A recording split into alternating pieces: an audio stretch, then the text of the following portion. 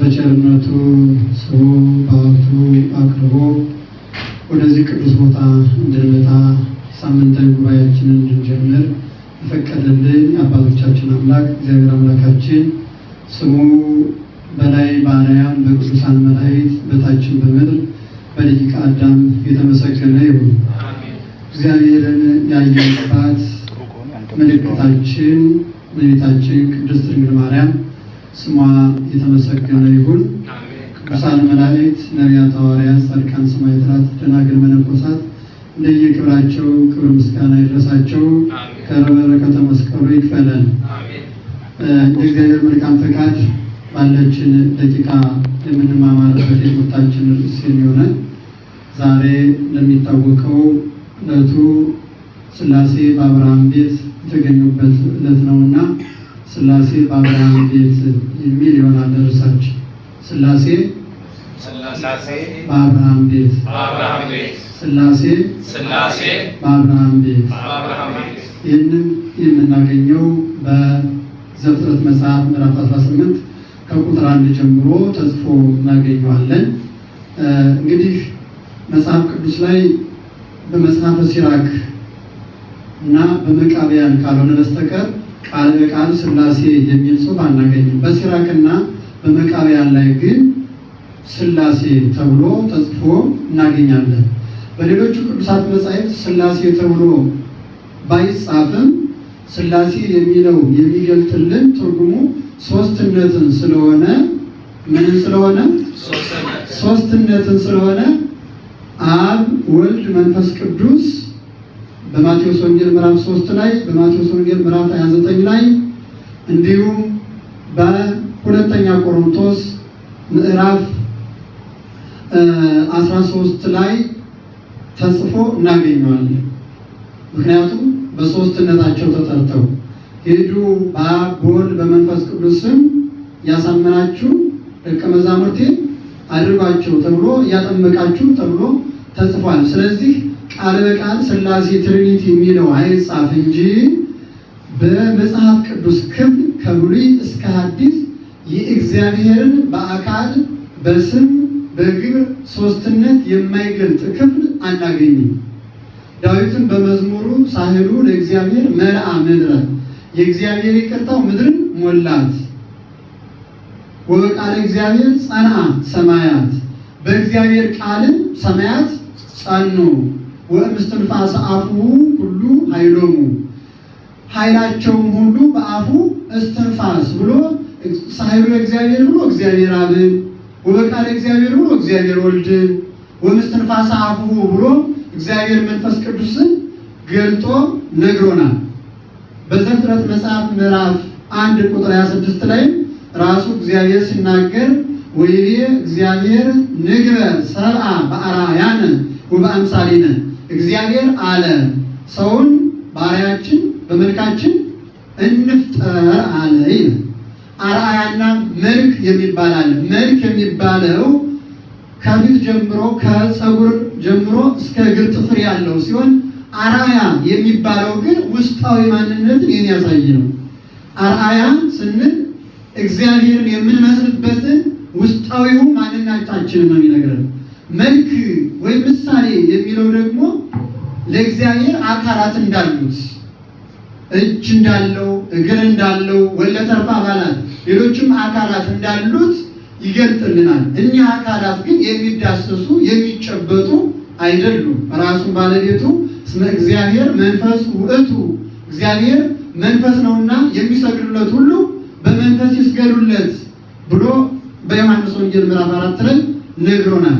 ስለዚህ ሥላሴ የሚለውን ስናይ ቃል በቃል ሥላሴ የሚል ጽሑፍ እንደነገርኳችሁ በመጽሐፈ ሲራክና በመጽሐፈ መቃብያን ብቻ ተጽፎ ብናገኝም በሌሎቹ ቅዱሳን መጻሕፍትም የተጻፈው ሦስትነታቸውን ለማስረዳት ስለሆነ ስለዚህ መጽሐፍ ቅዱስ የእግዚአብሔርን ሦስትነት ይሰብካል፣ የእግዚአብሔርን ሦስትነት ያስተምራል፣ የእግዚአብሔርን ሦስትነት ያስረዳል ማለት ነው።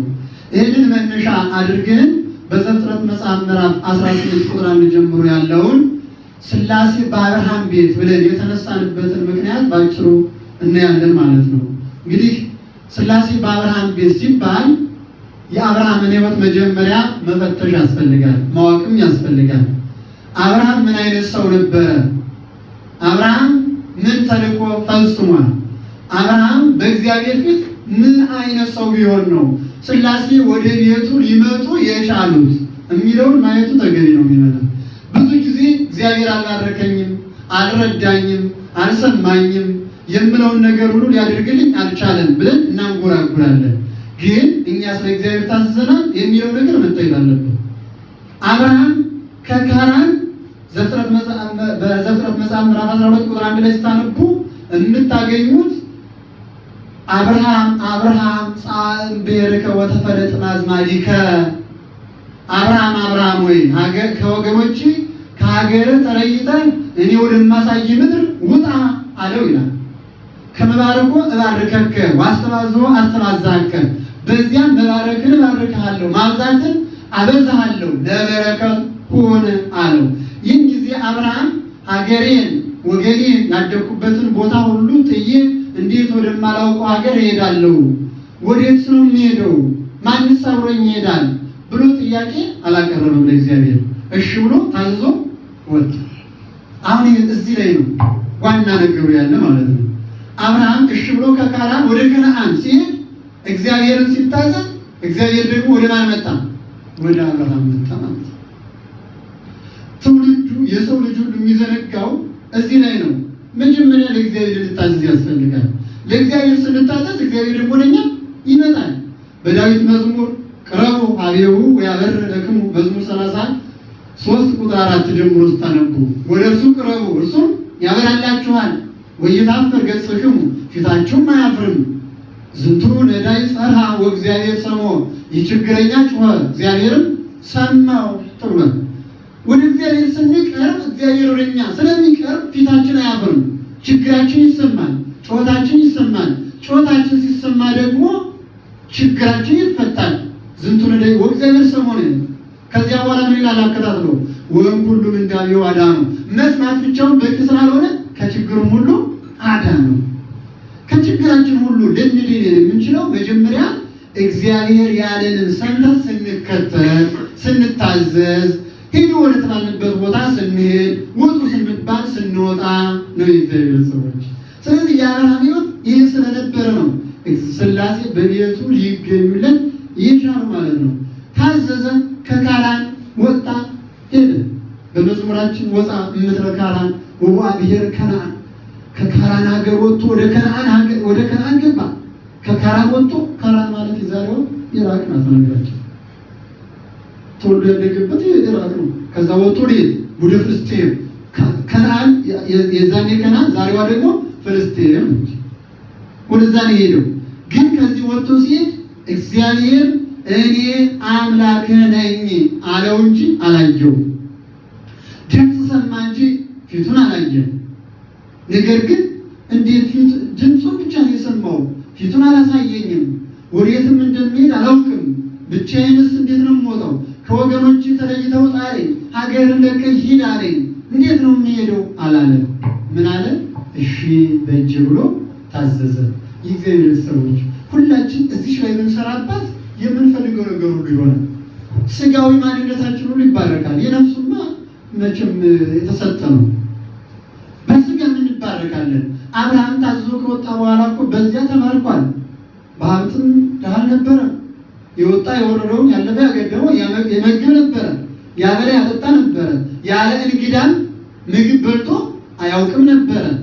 ነገር ግን በዚህ ሁሉ የተባረከ የሚፈልገው ነገር ሁሉ የሆነለት ለአሕዛብም ለሕዝብም አባት የሆነው በዘርህ የምድር አሕዛብ ሁሉ ይባረካሉ ብሎ እግዚአብሔር ቃል የገባለት ስለታዘዘና ታዞ ሂድ ወደ ተባለው ቦታ ስለሄደ ነው። የሚገርማቸው አሁን እኛ ወጡ ስንባል አንወጣም፣ ታዘዙ ስንባል አንታዘዝም፣ ወንጌል ስሙ ስንባል አንሰማም።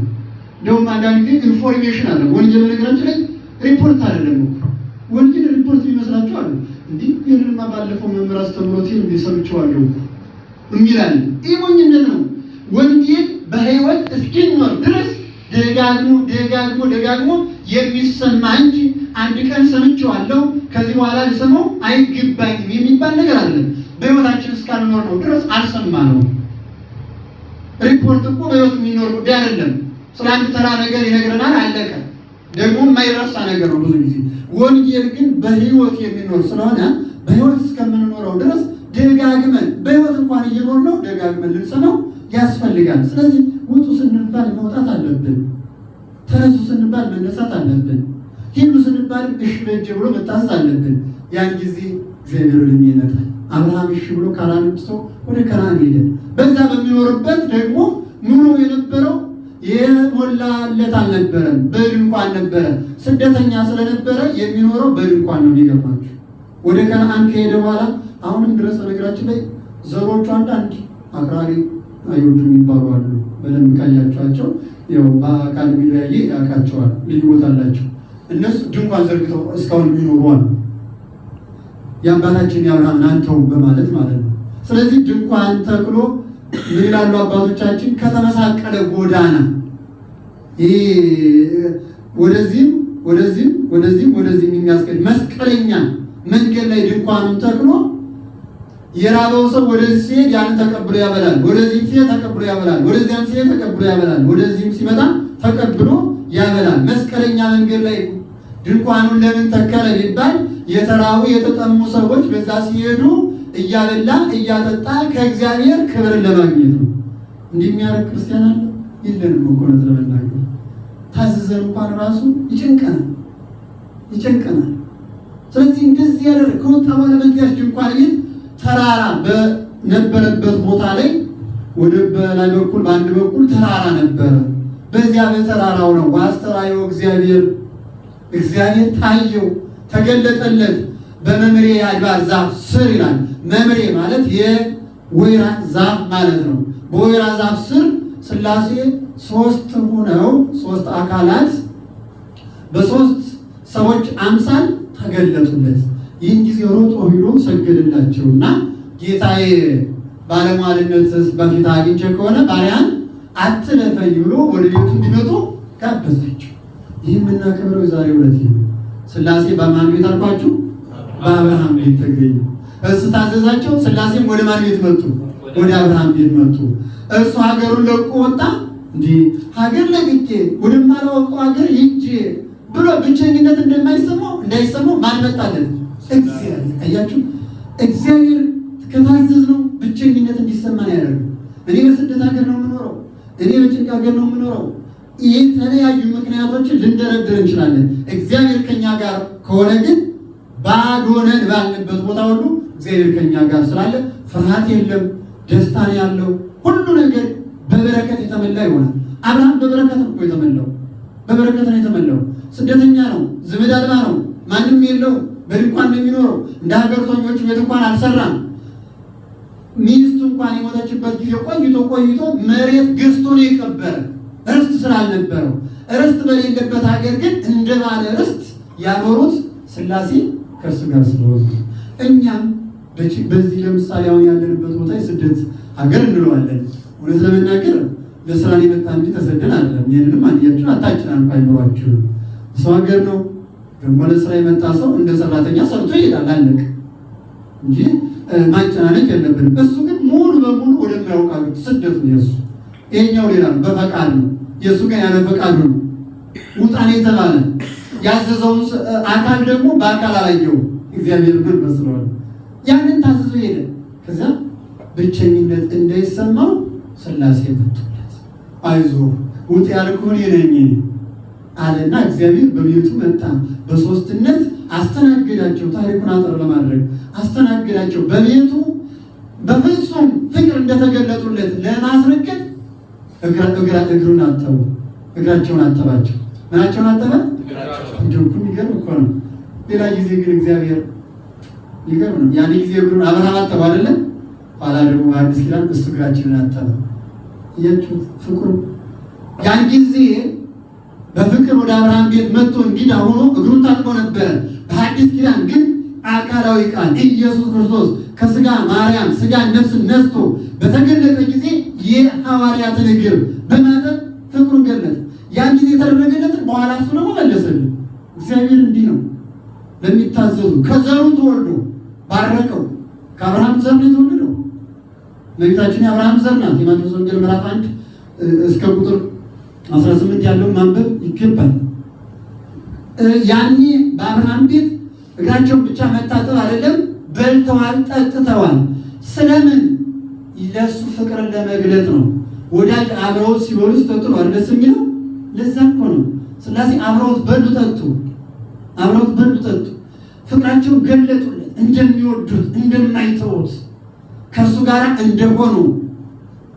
ቅዱስ ጳውሎስ ምን ይላል? በሮሜ መልእክት ምዕራፍ 8 ቁጥር 38 ላይ እመ እግዚአብሔር ምስሌነ መኑ ይክለነ፣ እግዚአብሔር ከኛ ጋር ከሆነ ማን ይችለናል? አብርሃም እንደዚህ ነው የሆነ። እግዚአብሔር ወደ ቤቱ መጣለት፣ ከእርሱ ጋር በፍቅር አብሮት እንዳለ እግሩን እንዲያጠብ አደረገው። እንደ ውድ ወዳጅ እንግዳ፣ እንደ ወዳጅ እንግዳ አብሮት በላ ጠጣ፣ እንደ ጓደኛ ሆነው። ጓደኛ ነው አይደል? አብሮ የሚበላ እየተጎራረሰ እንደዘልኩ ነው። እንደ ጓደኛ ነው እየተጎራረሰ እያጎረሳቸው እኮ ነው ሶስቱን። ደስ የሚለው ደግሞ ሶስቱን ወደ ቤቴ ካለ በኋላ አይ ደክሞናልና እያዘልኩ ሰደናለት። በዚህ ጊዜ ምንን ለማስተማር? የሥላሴን አንድነትና ሶስትነት ለመግለጥ፣ ሶስትነታቸውንም አንድነታቸውንም አብርሃም እንዲሰብክ መምህር እንዲሆን የምስጢረ ሥላሴ አስተማሪ እንዲሆን ብለው ሥላሴ አይደክሞናልና እያዘልኩ ካልሆነ አንሄድም ማለት አንዱን አካል አዝሎ አድርሶ እመለሳለሁ ሲል ሁለቶቹ ተቀድመው ተገኙ። የዚህ ጊዜ ሥላሴ መሆናቸውን ተረዳ። አያችሁ። ለዚህ ነው ቅዱስ ያሬድም አብርሃም ሬ ሰለስተ ደው አብርሃም ሶስት ሰዎችን አየ፣ በዛቲ ዕለት ምስጢረ ሥላሴ ዜናው፣ በዚህች ዕለት ምስጢረ ሥላሴን አስተማረ ብሎ የወሰደው ለዚህ ነው። አንዱን አካል አዝሎ ሲሆን ሁለቱ አካላት ቀድመው ተገኙ። ለምን? እሱን ለማድከም አይደለም፣ ዓላማቸው ለማስተማር ነው፣ ለማስረዳት ነው የጠሩት። ከካራን ወደ ከነዓን ና ውጣ ያሉት ሥላሴ ተገልጠው ከእሱ ጋር መሆናቸውን ለማስረዳትና እግዚአብሔር በአካል በስም በግብር ሶስት በባህሪ በፈቃድ ይህንን በመሰለው ደግሞ አንድ አምላክ መሆኑን ለማስረዳት ሁለቱን አንዱን አዝሮ ሲያደርስ ሁለቶቹ ቀድመው ተገኙ። አያችሁ። ይህን ምን ያስረዳል? አንዱ በአንዱ ህልው እንደሆኑ ያስረዳል ማለት ነው። ኩነት ይባላል። በምስጢረ ሥላሴ ኩነት ይባላል። አብ ልብ መሆን ነው፣ ወልድ ቃል መሆን ነው፣ መንፈስ ቅዱስ እስትንፋስ መሆን ነው። አብ ለራሱ ልብ ሆኖ ለወልድና ለመንፈስ ቅዱስ ምንድን ነው? ልብ ነው። ለራሱ ልብ ሆኖ ለወልድና ለመንፈስ ቅዱስ ምንድን ነው? ልብ ነው። ወልድ ለራሱ ቃል ሆኖ ለአብና ለመንፈስ ቅዱስ ቃል ነው። መንፈስ ቅዱስ ለራሱ ሕይወት ሆኖ ለአብና ለወልድ ሕይወት ነው። ስለዚህ ህልዋን አንዱ አንዱ ህልው ነው። ተገናዝቦ አለ። አንዱ የአንዱን ገንዘብ አድርጎ ይኖራል እምንለው በምስጢረ ሥላሴ በተገናዝቦ አንድ እየሆኑ አንዱ ነው የሚኖሩት። ስለዚህ ነው አንዱ ነው የሚኖሩት። ስለዚህ ወደ አብርሃም ቤት ገቡ፣ እግራቸውን ታጠቡ፣ ምግብ በሉ። እንደው ደስ እንዲለው ደግሞ ማለት ነው ሜልጌች ታረደ። ወይፈን ነው ያረደኩ። በኋላ ከበሉ በኋላ እፍ ቢሉበት ወይፈኑ ምን አለ? ተነሳ። አያችሁ። በዚህ ሁሉ ምስጢረ ሥላሴን ሰበኩለት። አያችሁ። አይዞ ይህ ሁሉ ምንድነው? አብርሃምን ብቻህን አይደለም የሚለውን ነው መያዝ ያለብን። አብርሃምን ምን አይደለም? ብቻህን አይደለም። ውጣ ብዬ ከዛ ከዘመዶች ከሀገር ካደክበት እየወረድክ ካደክበት ሀገር ውጣ ብዬ ሳስወጣ አብሬ እንዳለው ወቅ ማለት እኮ ወቅ። ይኸው ያደርገውን ወይፈን አስነሳውልህ። አንተ መከራ እንኳን ቢመጣ መከራውን የማርቅልህ፣ ሞት እንኳን ቢመጣ ሞትን የማስወግድልህ፣ ማንኛውም ፈተና በአንተ ላይ ቢመጣ ፈተናውን የምቋቋምልህ እኔም ሆኔን እወቅ አሉት። እወቅ። ሞቱን የሞተውን የታረደውን ወይፈን አስነሱት።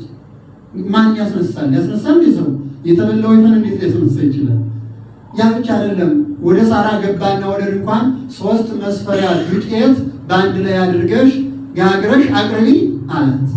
ስታቀርበው ዛሬ እናቶቻችን መክፈልት የሚባለውን አድርጋ ነው የሰራችው። አፍለኝ ወዲያውኑ ስለሆነ ማለት ነው። ያንን በደንብ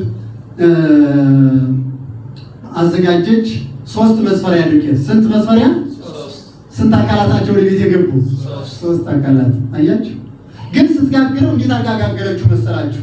አንዱን እንጀራ መጀመሪያ ጋገረች። ከዚያ በኋላ ደግሞ አወጣችና ቁጭ አድርጋ አንድ ቀባች። ያንን በዚያ ላይ ደረበችው። ሁለቱ በሰለ ማለት ነው። ሶስተኛ ደግሞ ያንን አወጣችና ቀባች።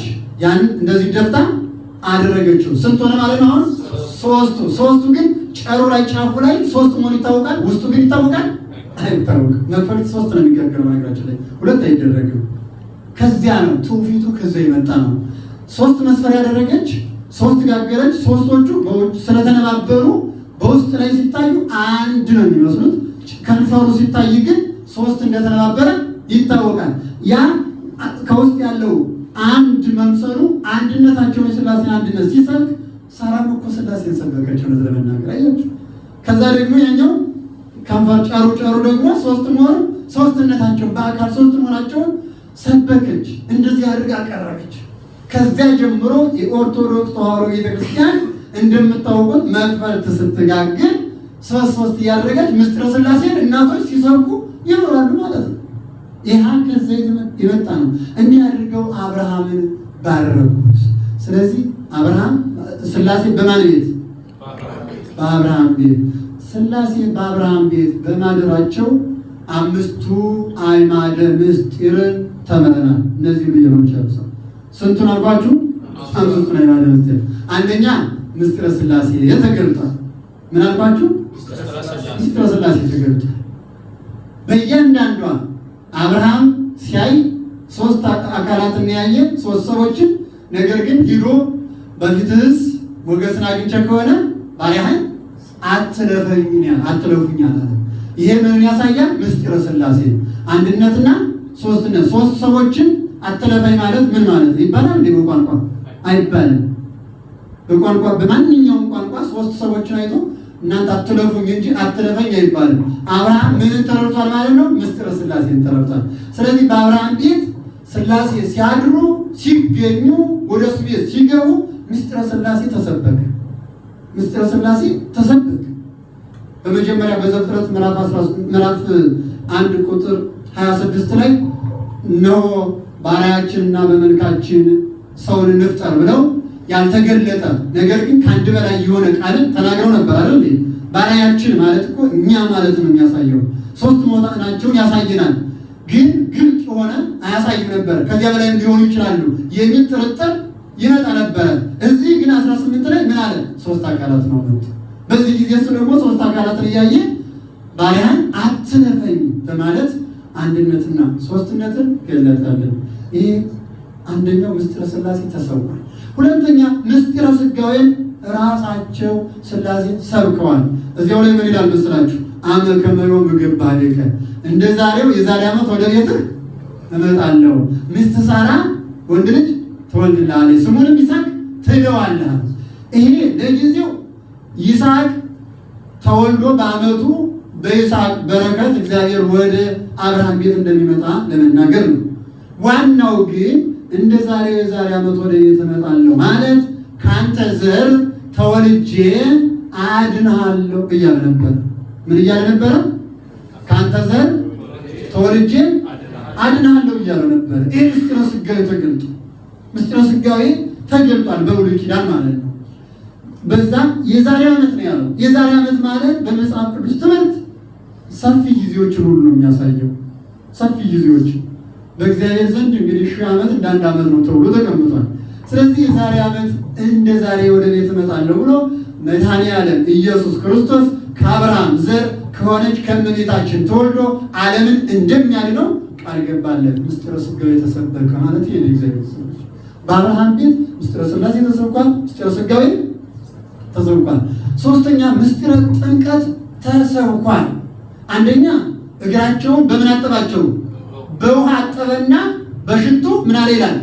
አሻቸው። እግራቸውን በውሃ አጥቦ በሽቱ አሻቸው።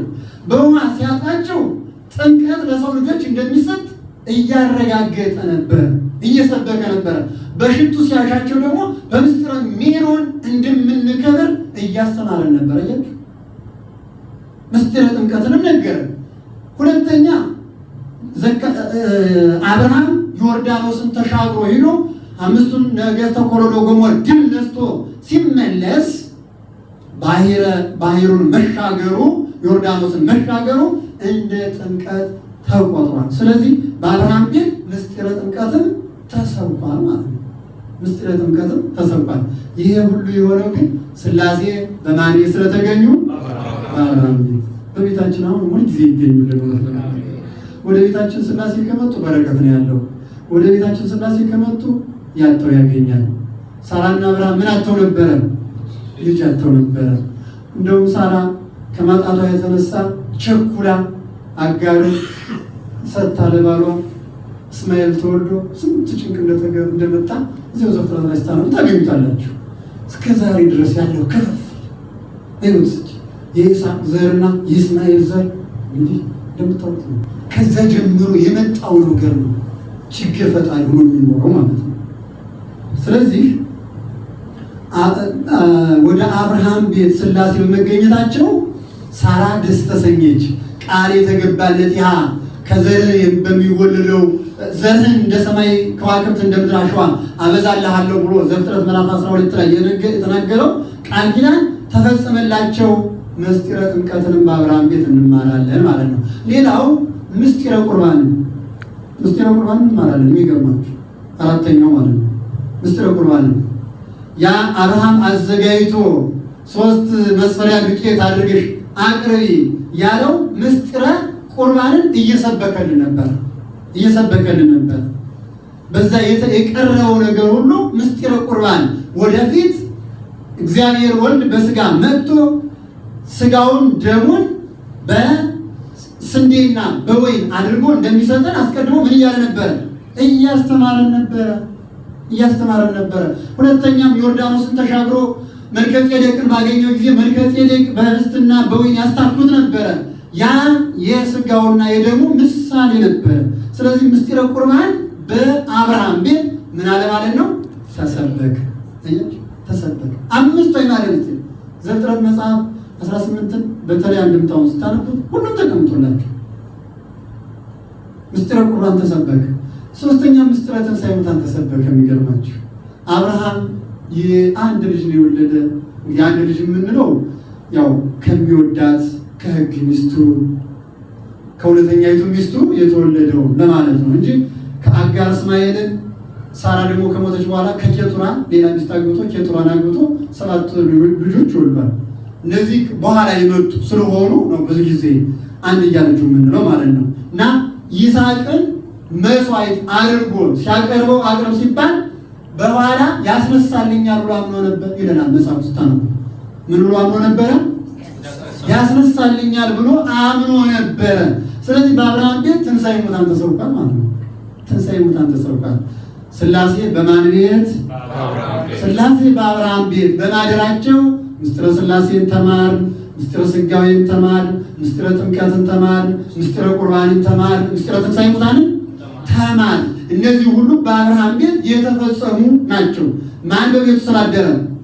ሥላሴ ስላደሩ። ሥላሴ ያደሩበት ሰው ምስጢረ ጥምቀትን ያምናል፣ ምስጢረ ሥላሴን ያምናል። ሥላሴ በቤቱ ያደሩበት ሰው በልቡም ያደሩበት ሰው ምስጢረ ጥምቀትን ያምናል፣ ምስጢረ ሥጋዌን ያምናል፣ ምስጢረ ቁርባንን ያምናል፣ ምስጢረ ትንሣኤ ሙታንን ያምናል። አምኖ ደግሞ ምስጢራትን እየፈጸመ ሥርዓተ ቤተክርስቲያንን እየጠበቀ ይኖራል የእግዚአብሔር ሰዎች። ስለዚህ አሁን ከዚህ ባጭሩ እኛ ምን እንማራለን የሚለውን ብዬ ለሚሻለስ እንግዲህ ከሥላሴ አንደኛ እኔ በልጥ አለመባባልን እንማራለን። ሥላሴ በአካል ስንት ናቸው? 3። በባሕርይ በሕልውና በፈቃድ ይህን በመሰለው ስንት ናቸው? 1። አብ ከወልድ ወልድ ከመንፈስ ቅዱስ አይበልጡ።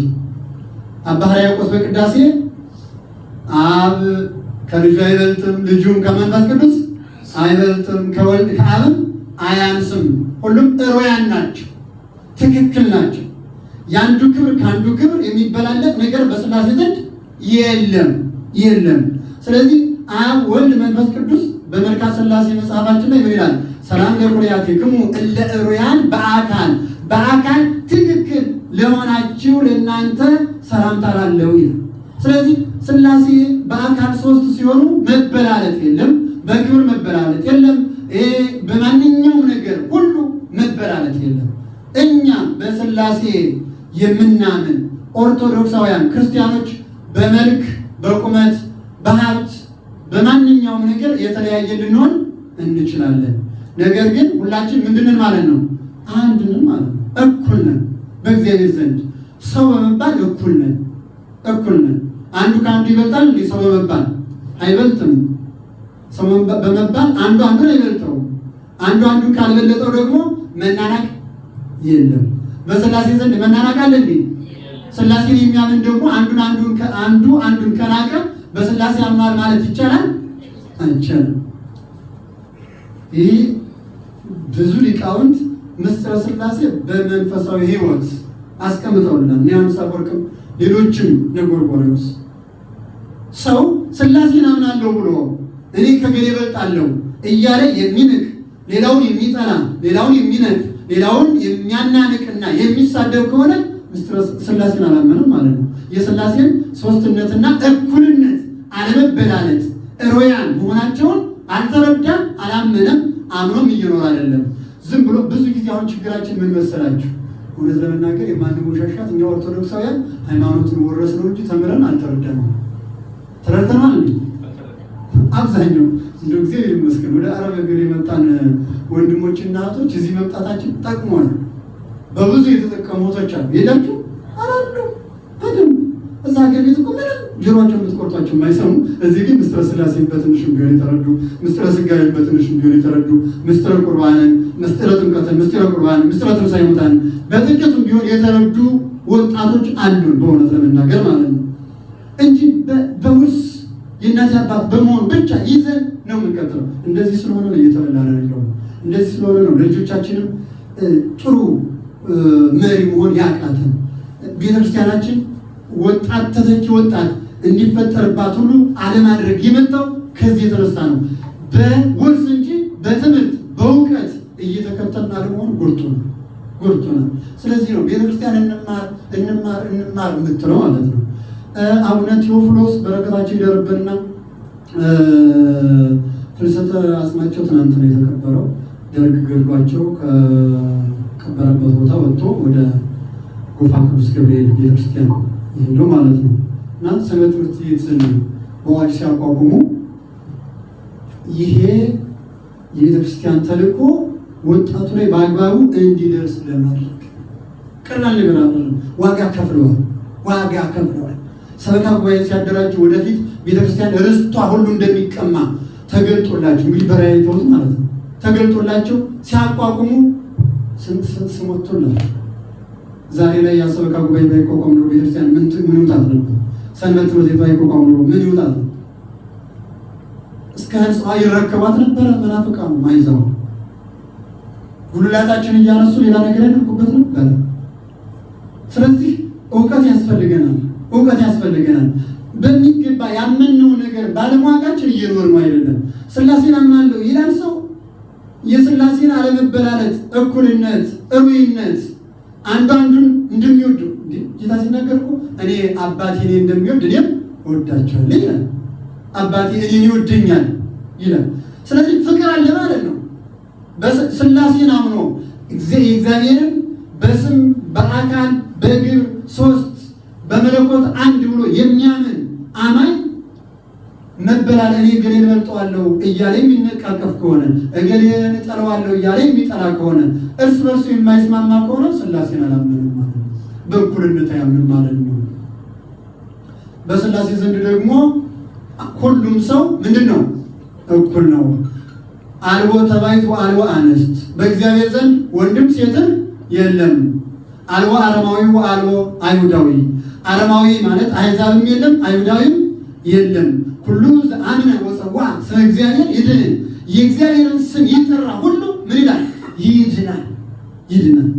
ሴቱም ወንዱም አሕዛቡም አይሁዳዊውም ማንኛውም አምኖ ስመ እግዚአብሔር ጠርቶ ከተገኘ ይድናል። ያ ግን ምስጢረ ሥላሴን በአግባቡ በመረዳትና በመኖር ነው። ሥላሴ በማን ቤት? በአብርሃም ቤት። ስለዚህ ሥላሴ በአብርሃም ቤት ፍቅርና ያሳዩ፣ እኛም ለወንድሞቻችን ፍቅር ማሳየት አለብን። ሥላሴ በአብርሃም ቤት አብርሃም ብቸኛ እንዳልሆነ ውጣ ያለው አምላክ ከእሱ ጋር እንደሆነ ነው ያሳዩት። እኛም እግዚአብሔር አብሮን በወጣንበት በሄድንበት ቦታ ሁሉ ስሙን ከጠራን አብሮን እንዳለ ማመን ምስጢረ ሥላሴን አምነን ስንኖር ወይም የሥላሴን አንድነት ሦስትነት አምነን ነገር ግን አይበላለጡም እሩያን ናቸው ብለን ስናምን እኛም እርስ በርሳችን በቁመት በአካል በውፍረት በመቅራት በመጥቆር በተለያዩ ነገሮች የተለያየን ብንሆንም አንድ ክርስቲያን ነን። ውእቱ ርዕስ ወንሕነ አባል፣ እርሱ ራሳችን ነው እኛ አካላት ነን ብለን እንደ አካል ሁላችንም ተባብረን ማደግ፣ መተባበር፣ መዋደድ፣ ፍቅርን ማስቀደም እርሱ ባለቤቱ እኔ አባቴ ይወደኛል እኔም እወዳችኋለሁ እንዳለ እርስ በርሳችን ፍቅርን ገንዘብ ማድረግ ይገባናል። ያን ጊዜ በአብርሃም ቤት የነበረው ሥላሴነት በማን ቤት በማን ይሆናል? በእኛ ቤት ይሆናል፣ በእኛ ልብ ይሆናል። የመጨረሻ እንዲህ ብዬ ልጨርስ ትምህርቴ። ሥላሴ ላይ ሥላሴ ስትጸልዩ የምትጸልዩ ከሆነ መጨረሻ ክፍል ላይ እንዲህ ይላል፣ ሥላሴ ክሙ ሥላሴ ይሬስየኒ መካነ። ሥላሴ ሆይ ያ ማለት ስም ሆኖ ሲነገር ነው። እዚህ ላይ ሦስትነታችሁ ቦታ ያድርገኝ አለ። ምን ያድርገኝ? ቦታ ያድርገኝ። ይሬስየኒ መካነ ድኅረ ተዋሃድኩሰ ዘሥላሴው ብርሃነ። የሥላሴነታችሁን ብርሃን ከተዋሃድኩ በኋላ አለ ዮርዳኖሰ ክሙ ዝየ እስመ ኩለንታየ ኮነ። ሁለንተናዬ ዮርዳኖስን ሆነ። ዮርዳኖስን ሆነ። በዮርዳኖስ ሦስቱ አካላት ምን ብሏል? ተገኝተዋል ማለት ነው። ወልድ እየተጠመቀ አብ ዝንቱ ተወልደ እያለ መንፈስ ቅዱስ በደቀ አምሳል ዮርዳኖስን ሆነ። ከዚያ በኋላ ምን አለ? ኢይትሜነዮ ለታቦር እስመ ታቦራ። ታቦርንም አልመኘውም እኔ ታቦር ሆኛለሁና። በደብረ ታቦር ደግሞ የሥላሴ ሦስትነት ተገልጦ። ስለዚህ እኔን ቦታ ካደረጋችሁ ካደራችሁብኝ እንደ አብርሃም ቤት እኔን ማደሪያ ካደረጋችሁኝ ደብረ ታቦርንም ማየት አልመኝም፣ ዮርዳኖስን መሄድ አልመኝም። እኔ እናንተ ማደሪያ ሆኛለሁና። ስለዚህ ማደሪያ የሆነ ሰው ደግሞ ሥላሴነትን እየሰበከ ሥላሴነትን እየኖረ ሥላሴነትን እያስተማረ የሥላሴን ፍቅር በልቡ ስሎ ይኖራል ማለት ነው። ሥላሴ በማን ቤት? በእኛም ቤት አድረው ይባርኩን። በአብርሃም ቤት ተገኝተው ልጅ እንደሚወልድ እንግዳ ባለመቀበሉ በረሃብ ይሞት የነበረውን ረሃቡን የከሉለት፣ ብቸኛ እንዳልሆነ ብቸኝነቱን ያራቁለት ሥላሴ እኛም ብቸኝነት ሲሰማን እንደው ስደት ቦታ ነው ያለን ብለን ስንጨናነቅ ከእኛ ጋር መሆኑ ሥላሴን አምነን ከብቸኝነት ከጭንቅ ሁሉ እንድንወጣ እግዚአብሔር ይርዳን። ሥላሴ ያስተማረን የመከረን የገሰጸን የአባቶቻችን አምላክ ስሙ የተመሰገነ ይሁን። ወስብሐት ለእግዚአብሔር ወለወላዲቱ ድንግል ወለመስቀሉ ክቡር። ይቆየን።